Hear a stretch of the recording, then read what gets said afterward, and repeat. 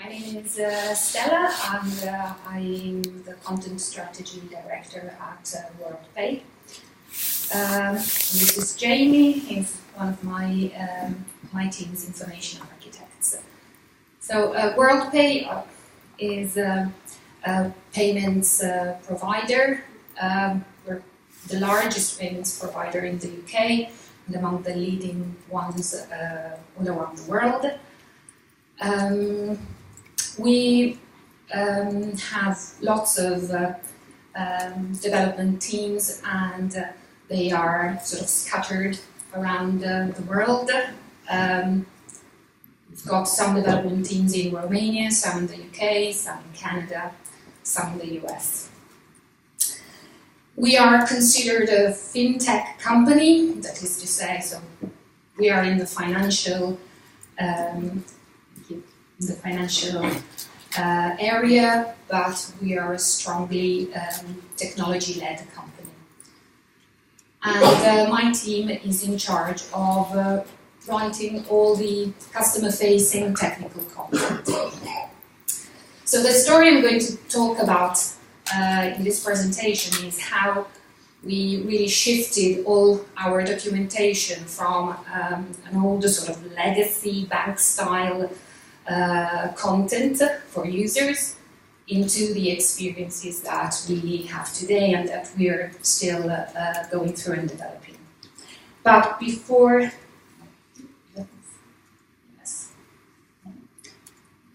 starting to talk about what we've done, I thought it was worth starting with my team. My team is a very special team. And all the change that we brought, I think, was really driven by the people and by the will of these people to really make a change and provide something really impactful for our customers. So this is why we go to work every day, well, besides the salary, obviously. But yeah, I think as technical writers that we are very much aware about the frustration when you get any kind of item or you have to deal with any product. The frustration you get when things don't work, when you don't have the support, or when you can't put things together. No? So our objective as a team of technical writers is basically to provide some good content to customers, to make them integrate very easily and to help them solve their problems. And for this reason, we really strive to provide simple content, personal, that is to say, tailored to the specific use of our readers, and responsive, because we live in a very modern era where everyone wants to look at their documentation on the media they prefer. But when we started 2 years ago, the situation was a little bit difficult. So we had lots of huge guides, and some of our guides are something like 1,200 pages. And you can imagine a developer who wants to integrate, you know, and they have this huge, as I put there, Bible-style documentation where you don't quite, you can't quite find the content you're looking for. You're simply put off straight away. We also had a lot of inconsistency because my company was originally part of the Royal Bank of Scotland, and then they became private. They were sold, and therefore they changed completely their branding. They wanted to present themselves in a different way, more modern, and we still had a lot of legacy documentation, which was in a different color. Even the branding was totally inconsistent.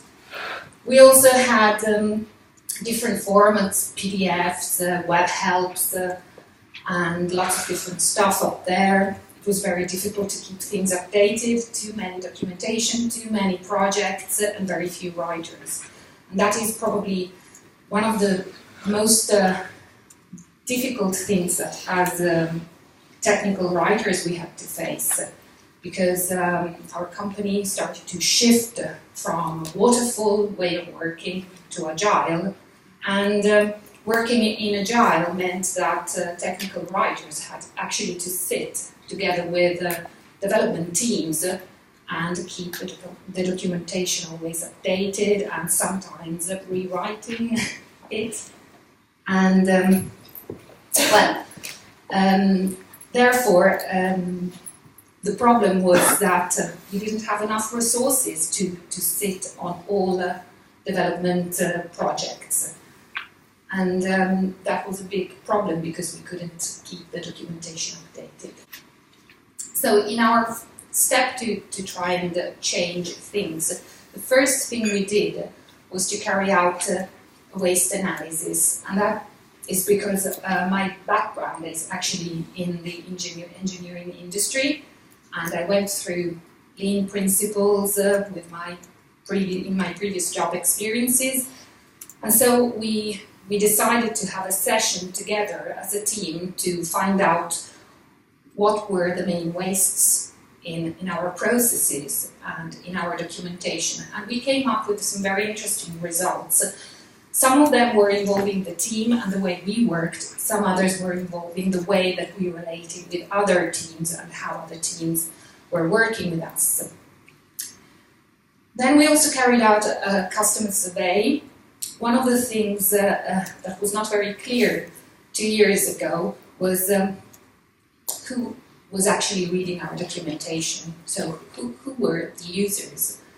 And so we actually carried out a customer survey involving our relationship managers. We did a lot of networking to get them involved in this. And actually, in our business, we're quite lucky because documentation sometimes is one of the selling points for customers to actually get to work with us instead of working with a competitor. And our competitors were much stronger than we were. So also from the business, there was a lot of interest in us improving the documentation.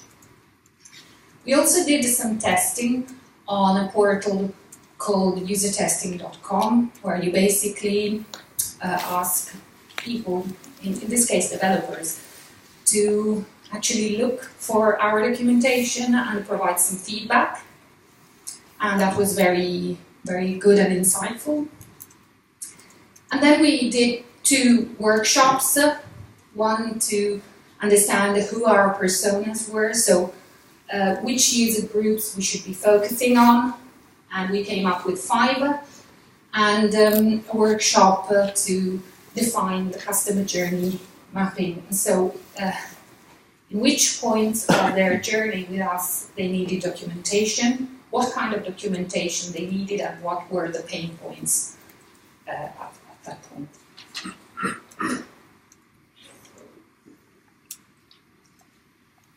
Another thing we did was to go through what our competitors were doing, so carry out a gap analysis.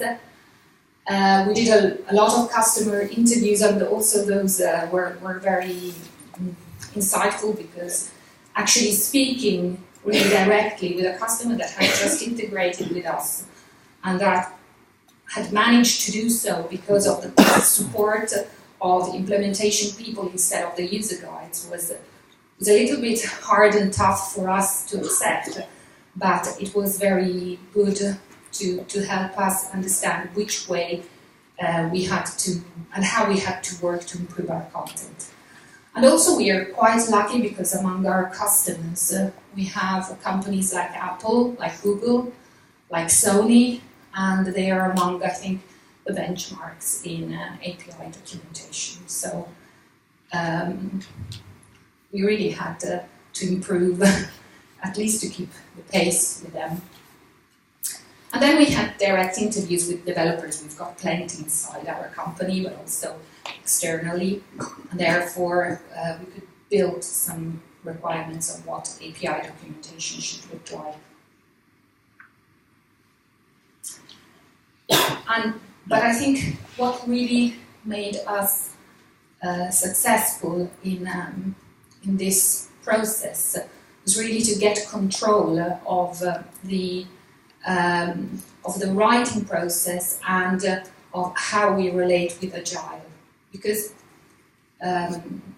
working in an Agile environment is very tough. Developers are very opinionated. Sometimes they don't like to have a technical writer, or at least in our reality, they don't like to have a technical writer there sitting there every day and asking questions, because they need to go develop, and they don't like just having people asking questions. And also we really have, our company works on something like, I think, 30 to 40 different projects every year. Developer teams are all around the world, so sometimes I have to send people, I don't know, to Romania and stay there for 1 week just to attend the beginning of the project, and that was really very time-consuming, and it meant that I had really writers focusing on one project and not following all the others. So it was that was really something very, very difficult for us to manage in general. Also in terms of planning, because we had lots of releases that were simultaneous, and writers really didn't. They simply couldn't plan their activities. They didn't know what to do. They had to jump from one project to the other. So I think the key to work with our development teams was really to be more assertive and own the process. So instead of sitting and waiting to be fed with information, we decided that we should drive the process. And that is what we did. We defined our own process. We spoke to the program managers and made that process part of the whole development process. We liaised with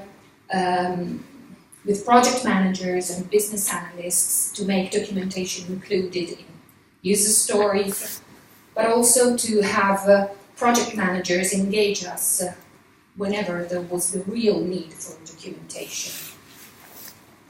And then we decided to have and hold our own documentation workshops within the project. And Jamie can talk a little bit more in detail about this. And to have a lean approach where with lean I really mean write what is strictly necessary and focus on the persona that needs the documentation, and therefore leave all the rest aside. Everything that is not necessary shouldn't be part of the process and of what we were doing. And then engage with project teams, engage with product teams, and try and meet all the requirements. I think, Jamie, maybe you can add something in terms of, because probably this is the most interesting part. So I'm engaged. Hello, everyone. So yes, quite rightly, as Stella said, one of the massive challenges for us was the fact that we had so many projects and the release cycles were different, just due to different cultural areas around the world, even different forms of Agile, for example. And within each project, each team has its own kind of subculture that was a real challenge for us. So if we had a map for working with one, it wouldn't necessarily work with the others.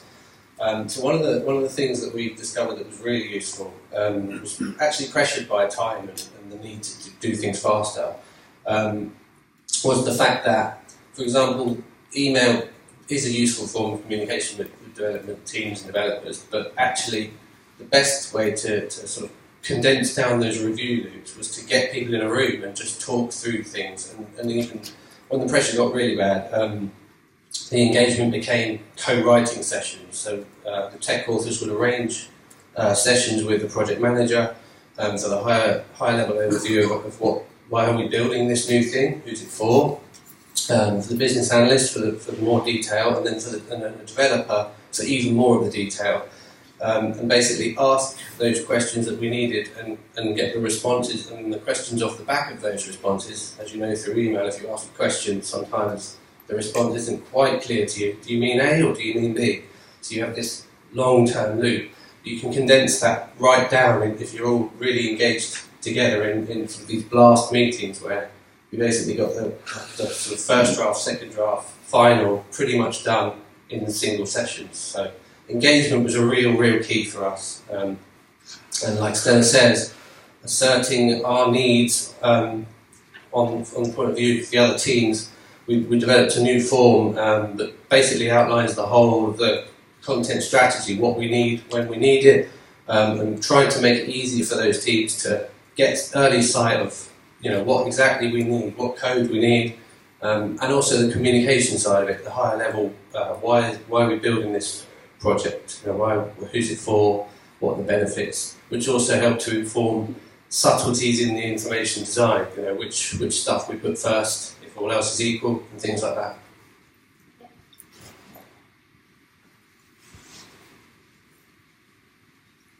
So this was basically the result and the outcome. We now have 4 separate channels that we use to deliver documentation, and we think that if a product is developed the right way, users shouldn't really need documentation. But in our experience, people usually look at documentation when they have a problem, or as developers, documentation is the tool they use to work on a day-to-day basis to integrate. So what we decided to focus on was integration documentation and FAQ, basically to support users when they have problems. So we created 2 support portals, one which is a sign-in portal, the other one is on the website and actually will be public in 2 weeks' time as a Christmas present. And we also put up a developer hub where we have developer-focused documentation for all our APIs. We have multiple APIs, unfortunately, because we're a complex business, and which provides documentation with some special features designed especially to help developers work as quickly as possible with us. And then in terms of providing support, for example, to our customers when they use our our UIs, we decided to go for videos, and we actually have a few tutorial videos which are embedded in our user interfaces that provide help and support in a visual way, and they guide actually users on the various features of our user interfaces. So these are basically the various kind of documentation we provide. They are more consistent. We need to work a little bit more again to improve consistencies from our different portals.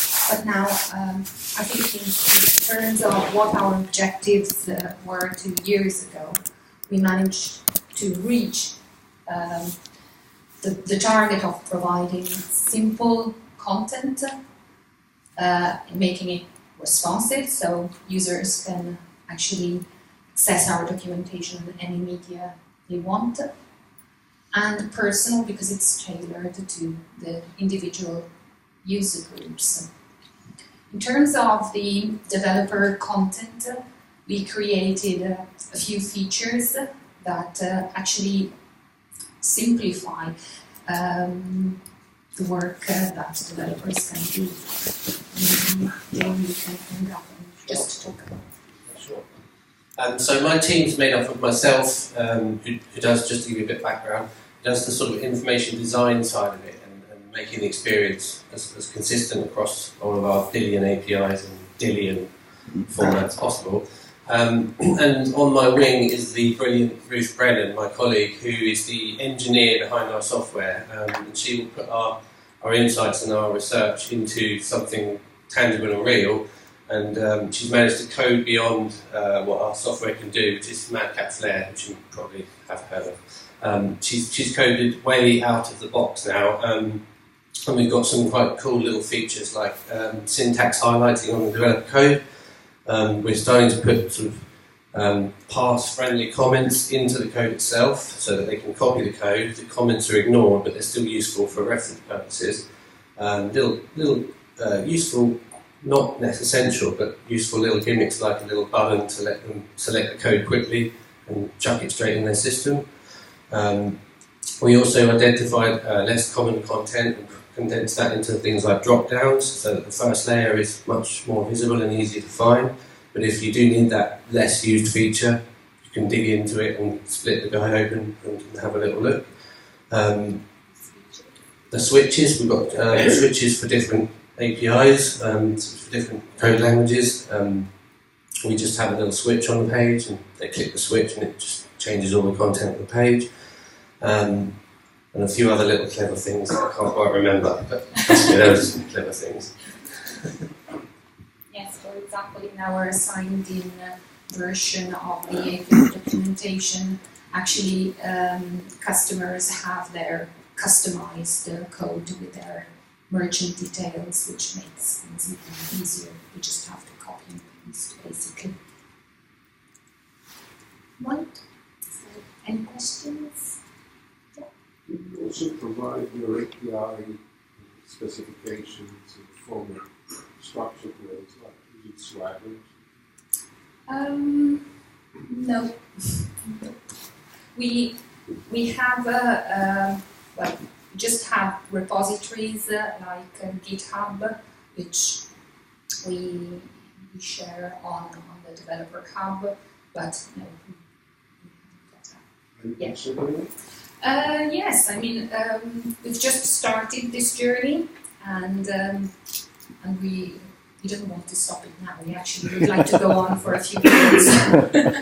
So yes, we really are very much curious about all of the possible solutions, and I think we still have lots of things to do to get really the right content to developers. Yeah. Also communities and things like that. You mentioned folding away content that's not used very often.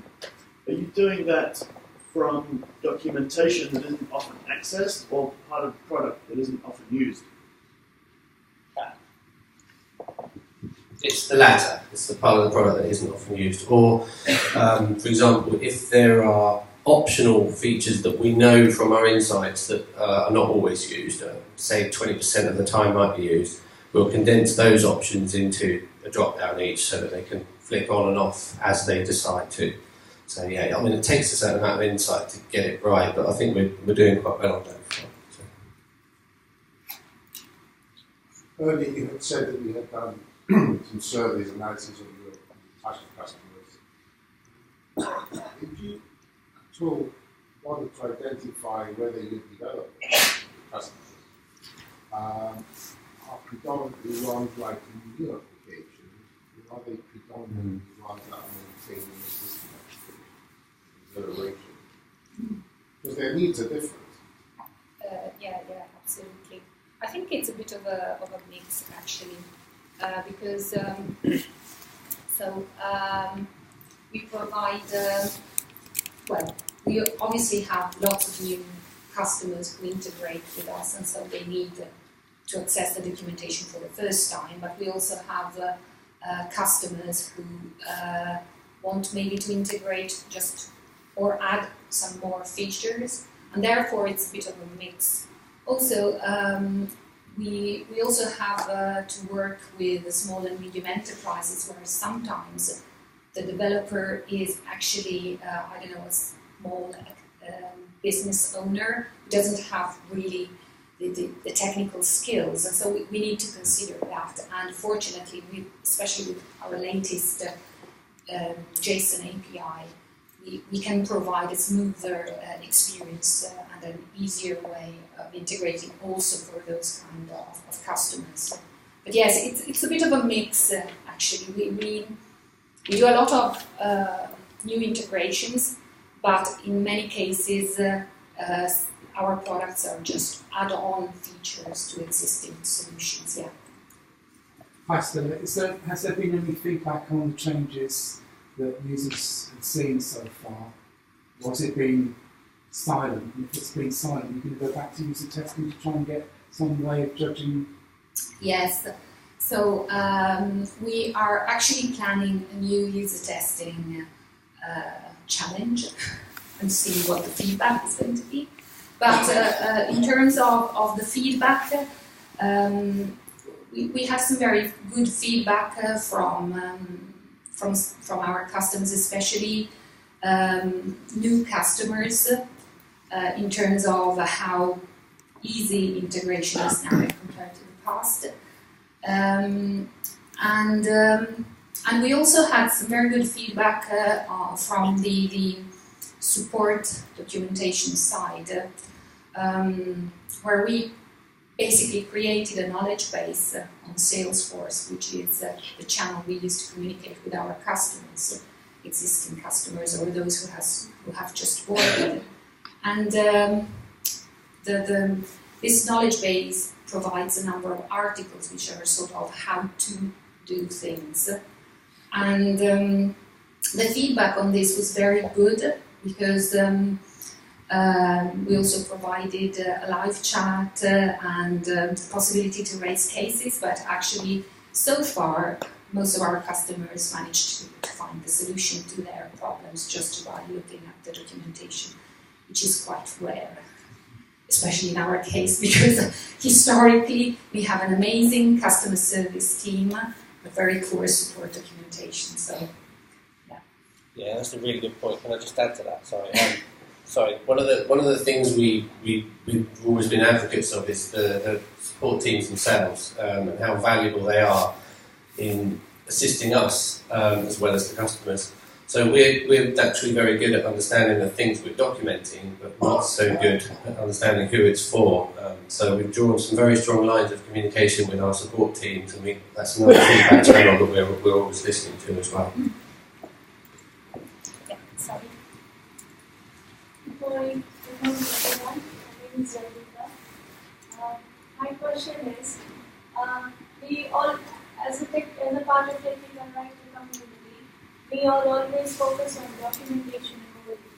So usually when the technical writers are working in Agile model, they usually have to skip the editorial cycle sometimes to just manage either the sprint releases or to manage the regular software releases.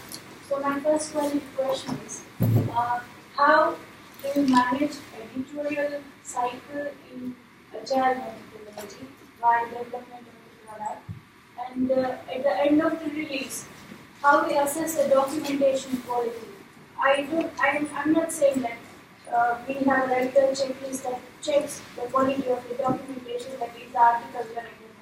How it benefits, or how you assess whether it has reduced calls in terms of support to the support team, or how you assess? Like, do you do any kind of meeting with support team and find out? I would like to know how you find out whether this documentation that we created in Agile model is useful to customer or my contribution to the product. Good question. So I'll take the knowledge base for an example. We're having weekly meetings with the manager and we call the veteran, one of the veterans of our corporate support teams. So this is just, the knowledge base, as Stella said, is going live in a week or two. So it's just coming to fruition, really. But one of the things we will be monitoring is sort of the general level of calls.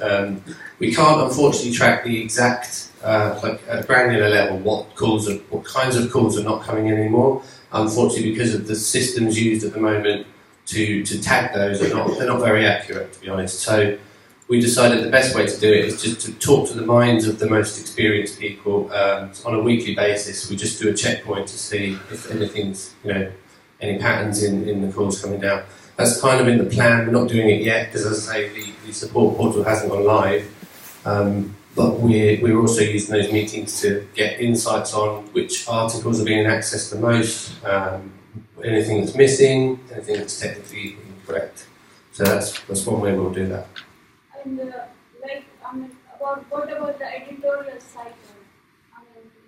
I think waterfall modeling is very easy when we do the documentation estimates. We are easily able to decide the editorial, include the editorial cycle. But in Agile, I think the releases are either weekly or either fortnightly. So, how do you manage the editorial cycle in Agile releases? Well, in our particular environment, as I say, because we have so many different development cultures, we basically can't all be involved in each cycle. But one of the things that comes to our benefit is that much of what's being developed on much of our products initially, often the first 60 to 80% of it, is actually background code that doesn't affect the user, or is not perceived to affect the user. We hope that's right. So we use that deeper entrenchment and more face-to-face meetings towards the end to account for that. So yeah, I can't answer that exactly because we're not truly we're more being agile than doing agile, if that makes sense. Because my experience have been with it, usually the release notes part that always comes on the limitations of the product that usually comes on the day when it is a release. Yeah. So we have been read a README file and there is no separate release notes like that. My question is Sure, yeah. I mean, we usually try and get those insights early on as well. We have these kick-off meetings with the project manager and say, well, what can't this thing do? What won't it be able to do? And that is one of the questions you ask early on. And it's worth saying, actually, you quite rightly pointed out that one of the challenges for authors is usually we're sucking other people's time, right? We're not often giving much tangible stuff back in return, apart from a guide that, let's be honest, a lot of people don't really care about. They're doing their own worlds, developing or doing whatever. One of the ways we really gained respect and gained ground in what we've been doing is asking those brilliant questions that tech authors ask. In those face-to-face entrenched meetings, we've genuinely influenced the development of products with the right questions. We've asked questions that have had people thinking, we should have thought of that, that's a good idea, it doesn't work like that, let's make it work like that. And on things like on user interface design, for example, we've genuinely influenced the design in a positive way. So we're now seen as useful people to have as an extra sort of thinking brain as part of the development of the product itself, not just documenting it. So that was a key way we found that we can add value, because we're naturally analytical. We ask the right kinds of questions for that kind of stuff. And being in a position of not knowing how this thing works yet can actually be an advantage in that way, because we can ask those innocent questions that developers, for example, are sort of tunnel vision away from, because they're focusing on something cleverer than that. That is actually the main reason why developers don't want us in their... Kill my baby. The majority of the work is obviously kind of outward facing. You mentioned one of your bullet points that you said you had access to developer documentation. I'm assuming that's internal developer documentation. Yes. But that's another kind of whole audience of documentation itself. I assume you haven't been focusing on that, but I'd be interested in knowing how the work you have done on the outward facing documentation has impacted on that internal facing stuff as well. Yeah, well, I mean, internal facing. So we have access to our developers' internal systems like Jira and also our internal GitHub and wikis. And so far, in terms of content, we haven't really got back with any feedback to internal teams about how they write and how they provide the content. but we really found that very useful to us to understand better what the development is about, and especially due to the fact that we cannot sit with every development team. So developers tend to document everything they do, and for us having access to that documentation is extremely important to try and understand how we can then write content for other developers. And I must say that obviously working on a day-to-day basis on this kind of documentation, obviously also the technical writer builds up they build up their own expertise, and therefore they know exactly what they have to look for. And they can put together content even without speaking to developers and just then sending something for review, and that is basically how it is. Do you think what you've done has impacted on how developers are writing their documentation? The fact, if you say that all your developers are writing documentation for everything they do, you're very lucky position, because Yes. ours don't do that, we don't do that, I know that. And I would be very surprised if the majority of people do. So, and it's something that we're trying to improve, that may focus on that internal stuff and generally see if that's something that's rubbed off on them in any way.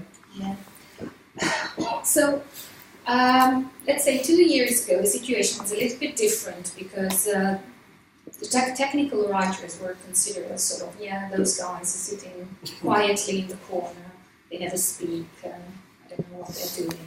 That was basically the message I heard when I joined my team.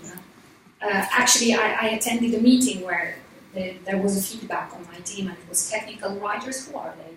No, it was really terrible as a start. But I think from that point of view, the really hard work we did all together as a team was to do a lot of networking and to make ourselves valued within the organization.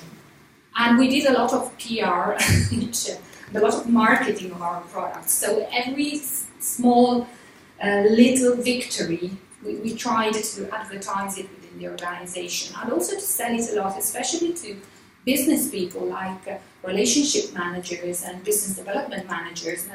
And actually that steered the whole thing. And now development teams know that if they want to complete their project, they have to come to us, they have to involve us. So it was really a massive networking activity we had to do. And I think that is probably the way we managed to influence the business on how important technical content is.